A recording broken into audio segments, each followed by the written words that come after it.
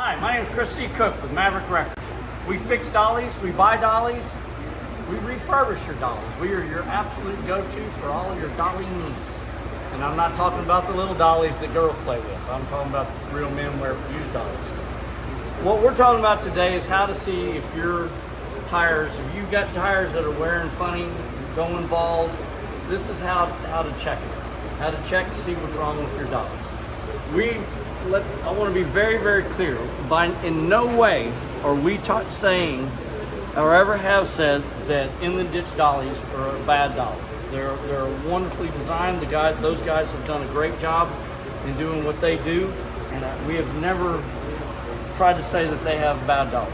They were designing dollies for when they were being used once a month, every now and then. And we all know that dollies are now being used 4 or 5 times a day instead of once a month. So that's all that we've done. We've just revamped the dolly to make it a little more good.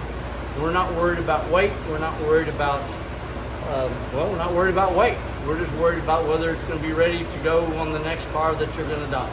So the way you check that is you're going to have this. You're going to have to make sure, as I say on the other deal, you have to make sure that your dolly is in the lockdown position.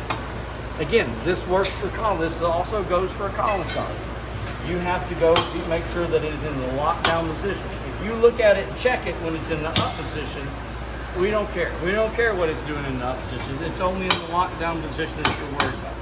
So put them down, take the tires and wheels off. You've got it sitting right here. Now right now what you've got is you've got your bushing, and on your older In The Ditch, you've got that tab that's not greasable. That's what's wobbling around. See, so they're moving around. Those bushings in there have worn out because they had no grease on them. They had no lubrication on them. So now that you've got them in the down position, you're going to then take your straight edge and you're going to put it on here. Now, if you see looky here how this is. Now this one is an extreme case, but this is what you're looking for. You're wanting these two surfaces to be on the straight same line.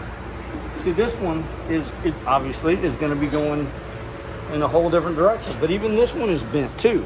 Even if this was coming over, if you took this one, you can see how far off this was, even if this was straight. So both of these arms are bent, but that's what you're looking for. You're looking for these two surfaces to be on the straight line. That way both your tires are working together. You're both going on down the road on the same line, and you're not running wompy jog. That is a true word, wompy jog, by the way.